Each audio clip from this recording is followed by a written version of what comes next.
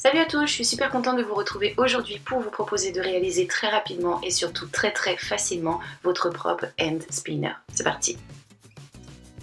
Donc au niveau du matériel, vous devez vous munir d'un morceau de pâte Fimo, donc un petit paquet classique suffira amplement pour réaliser une pièce. Il nous faudra également un cutter et 4 roulements. Donc ces petits roulements, vous pouvez les trouver dans les magasins de sport type Intersport, Go Sport, Decathlon. Vous pouvez aussi en récupérer sur un skate ou bien des rollers. Et si comme moi vous n'avez ni skate ni roller et que vos magasins sont en rupture, vous pouvez regarder si vous en trouvez sur le bon coin. C'est ce que j'ai fait. J'en ai trouvé à 2 pas de chez moi pour 1 € pièce. Donc on va commencer par se faire un petit patron. J'ai pris un morceau de papier cartonné et mon spinner d'origine et j'ai tracé le contour. Donc si vous n'avez pas de spinner à la maison, vous pouvez soit télécharger un patron sur internet, l'imprimer et le découper, ou bien en faire un à main levée si jamais vous êtes bon en dessin. Donc une fois mon patron fait, je l'ai découpé comme vous pouvez le voir là sur l'image. Mon patron, je le mets de côté pour le moment et ensuite je continue avec ma boule de pâte. Je vais placer mes 4 roulements comme ceci tout autour. Et ensuite je vais écraser ma pâte. Donc pour cela je vais prendre un rouleau à pâtisserie et je vais rouler jusqu'à ce que je touche les roulements avec mon rouleau. Donc je m'arrête au moment où le rouleau va toucher mes roulements. De cette façon je peux être sûre que la pâte et les roulements vont être à même hauteur.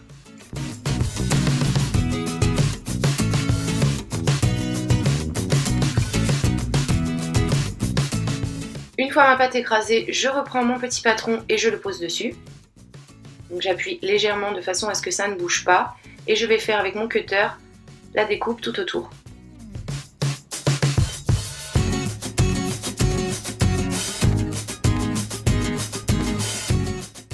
Une fois ma découpe faite, je peux retirer mon morceau de carton. Et donc là, comme vous pouvez le voir, la couleur a changé, mais c'est tout simplement parce que j'ai réalisé plusieurs pièces en même temps. Maintenant, je reprends mes petits roulements et je vais les positionner comme ceci sur ma pièce de Fimo.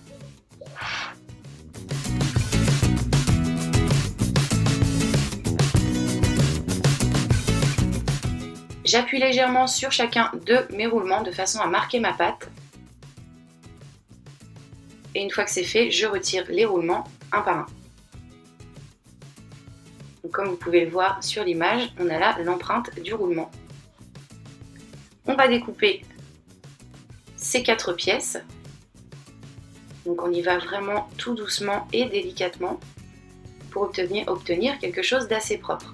Donc une fois mon premier trou fait, je replace mon roulement à l'intérieur et je viens modeler tout ça de façon à obtenir quelque chose de bien propre.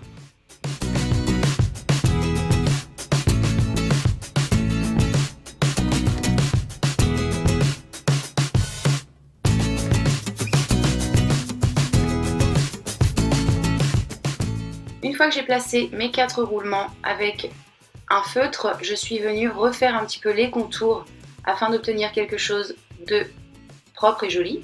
Et ensuite j'ai envoyé au four pendant 30 minutes à température 110 degrés. Donc faites très attention à la sortie du four, les roulements sont brûlants et il nous faut bien un bon quart d'heure pour que ça refroidisse. Et donc voici le résultat après cuisson. Je ne sais pas ce que vous en pensez, moi je suis très satisfaite du résultat. N'hésitez pas à me donner votre avis en commentaire et moi de mon côté en attendant de vous retrouver pour une prochaine vidéo, je vous fais tout plein de